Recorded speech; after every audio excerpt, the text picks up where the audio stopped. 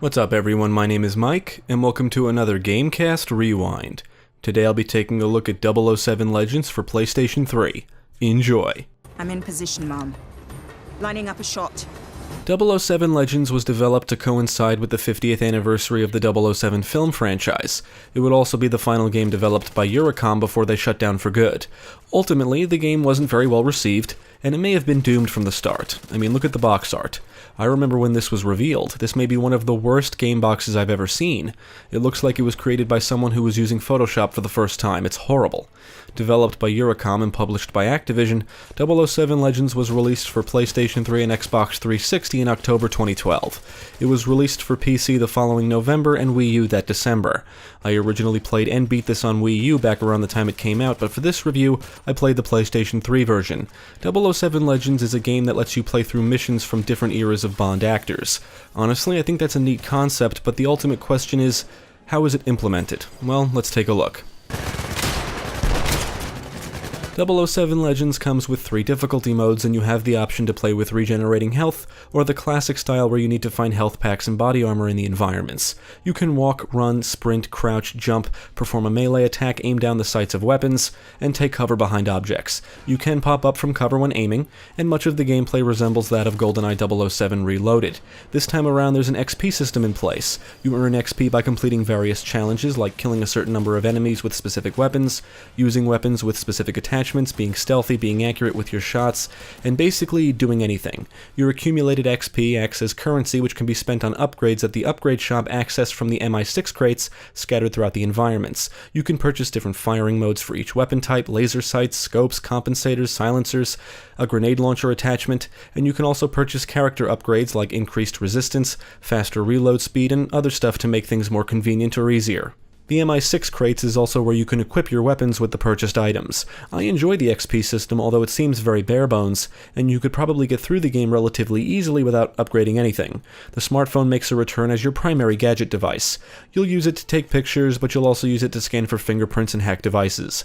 In addition to the phone, you'll be provided a watch that can fire a laser at acoustic devices to distract enemies, and a dart pen thing which can fire tranquilizer, shock, and distraction darts. Sometimes you'll be provided night vision goggles to see better in dark areas. Just like in the GoldenEye remake, many missions provide 2 ways to approach situations. You can either sneak or go in all guns blazing. I think shooting your way through areas is more enjoyable, but stealth is an option, and this time around it's more involved. You'll have to hide in the shadows to stay hidden, you can distract enemies, and you can take out enemies silently via melee, but dead bodies will remain, so you need to think about where you take them out. If enemies are suspicious, they will begin to search for you. You need to watch out for sentry guns in certain areas, and cameras may be scattered around that can detect you. You can either avoid them, destroy them, or find and push the buttons to disable them. Whether you approach areas quietly or go in all guns blazing, taking cover is essential, and if you make your presence known, you usually have to deal with a ton of enemies running around everywhere. There are what I'll call vehicle missions in the game. You'll ride on skis in the Swiss Alps, fend off enemies and enemy helicopters, and this entire segment should be on rails. The controls feel convoluted, making it hard to shoot, accelerate, dodge obstacles, and aim all at the same time. Luckily, this segment isn't very long. It doesn't help that the punishment for failure or death isn't just restarting from the last checkpoint, which are thankfully frequent, but sitting through long load times.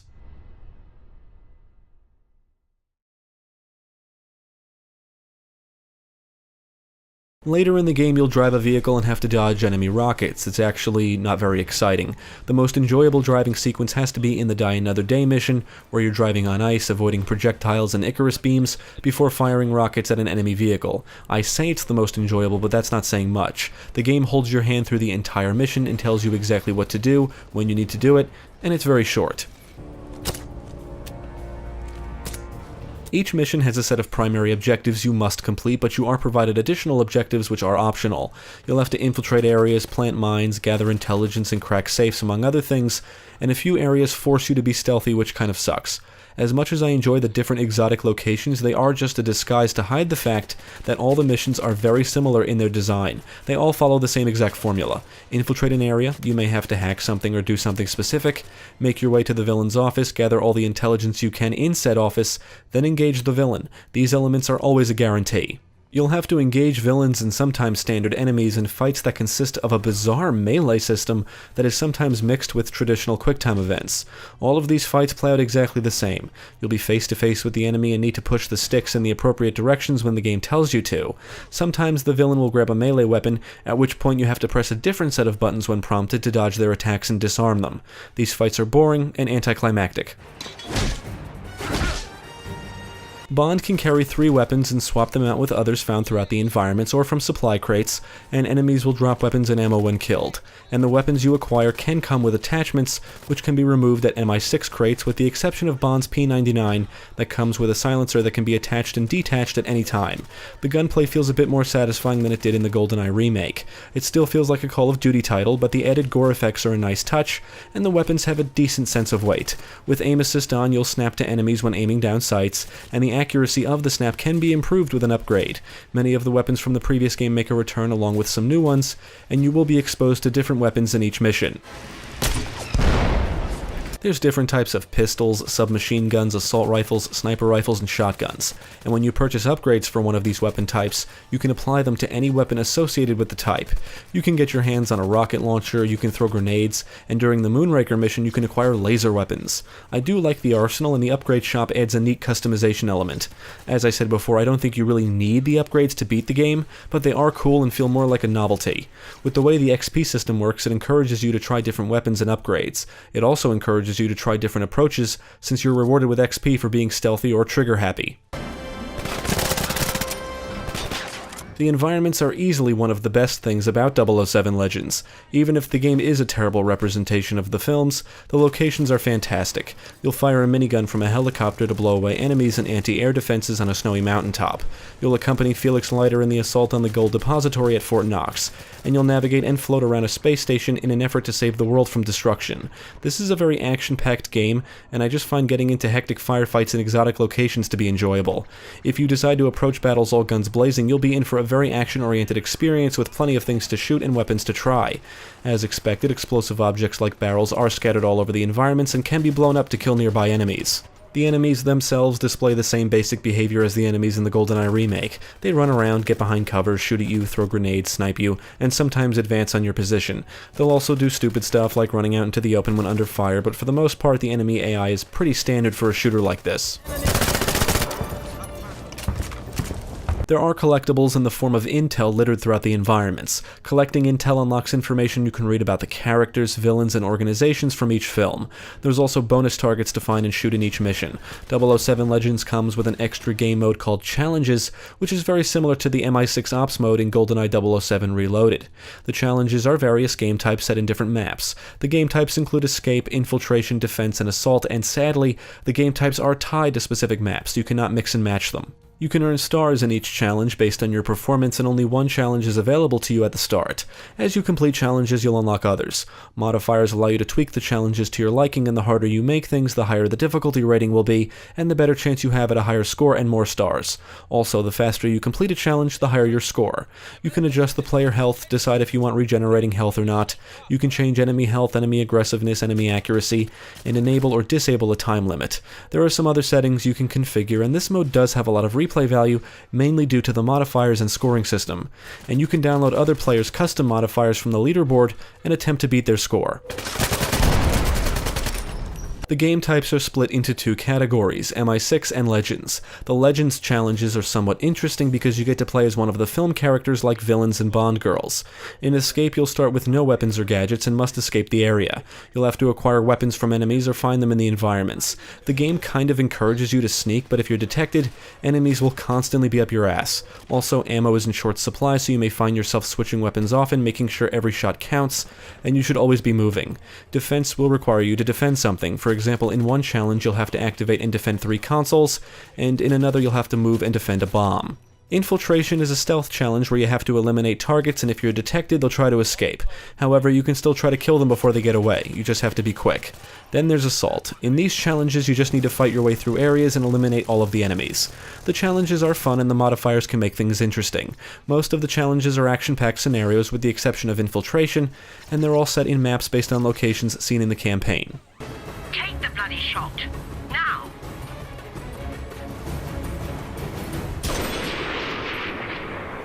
You play as James Bond, and the story opens with the chase sequence depicted in Skyfall. Bond and Patrice are fighting on top of the train, and Eve accidentally shoots Bond, who then falls into the river below, and I guess you could say Bond sees his life flash before his eyes.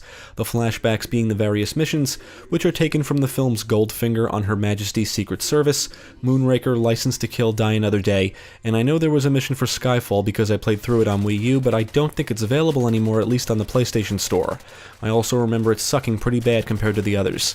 Anyway, you'll blast through the gold depository to stop Goldfinger from irradiating all the gold, infiltrate Blofeld's mountaintop lair, take down the Mexican drug lord known as Franz Sanchez, stop Gustav Graves from weaponizing the Icarus, and prevent Hugo Drax from destroying the Earth. I can't say how accurate the events in the game are to the films since I've never seen any of these films, but considering the game uses Daniel Craig's likeness as Bond, obviously some things are changed. I assume the events in the game are just condensed versions of what actually took place in the movies. Regardless, the game clearly assumes the player has seen these films, since the game just jumps from one mission to another without any context. I can let it slide because of the whole flashback concept, and I kind of understand what the developers were trying to do. I believe 007 Legends is supposed to be a celebration of the film series, although I'm not sure why the developers chose these films in particular, but what I can say is they make for excellent exotic locations, which I think is one of the game's highlights. The voice acting is interesting. The developers used Daniel Craig's likeness for Bond, but not his voice, and the performance for Bond fluctuates. In some sequences, the performance is alright, and then there's other sequences where it's not so great. You're forgetting one thing.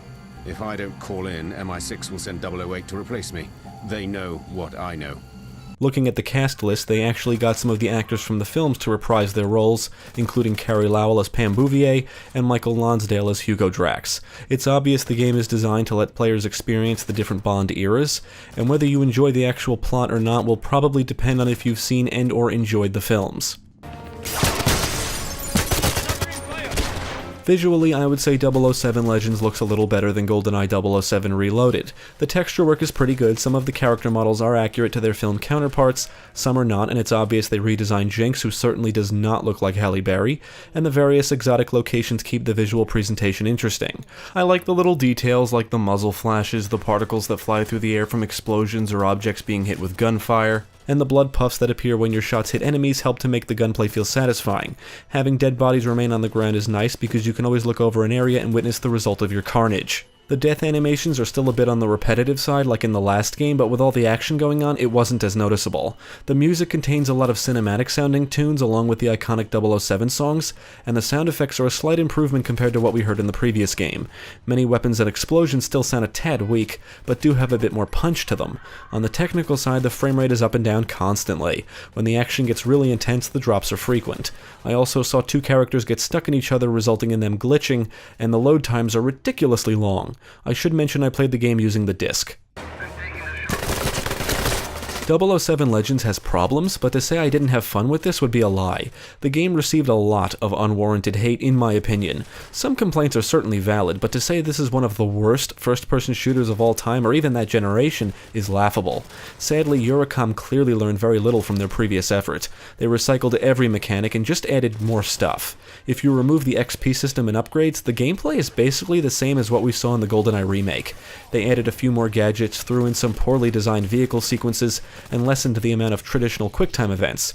However, they clearly didn't know how to design boss encounters and implemented this very odd melee combat system that's not very enjoyable. But ultimately, I like the game. Sure, it may just be another Call of Duty title with a 007 coat of paint, but I do enjoy Call of Duty's gunplay. The XP system and upgrades are neat, but very basic. As basic as it is, I will admit the weapon customization made me want to buy everything and try different combinations of weapons and upgrades. And the best aspect of the game is easily the locations, which are all varied, interesting, and help cover up the very repetitive mission design. I would recommend 007 Legends to fans of first-person shooters. The game isn't great, but it's really not as bad as people make it out to be. I think it's just as average as the GoldenEye remake, but with more satisfying gunplay, making it a bit more enjoyable as a whole. But much like the GoldenEye remake, this was an obvious attempt to cash in on the Call of Duty popularity by basically copying and pasting elements from that series. 007 Legends is a game that doesn't try anything new, it's just your typical shooter. With that said, this really isn't that bad gameplay-wise. There's definitely some odd design choices, it's got some technical issues, and there's nothing here you probably haven't seen before in other shooters, but in the end, I found it fun to play. Let's look at the positives. It's full of action-packed firefights, you can get your hands on a good variety of weapons, including laser weapons, you can blow shit up, and as of this review, you can find the game for console for pretty cheap. If this was selling for full retail price, I wouldn't recommend it, but for under $10, yeah, give it a shot.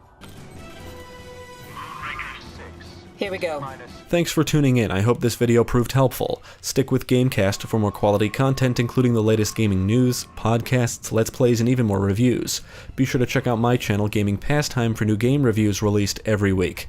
My name is Mike, and I thank you for watching.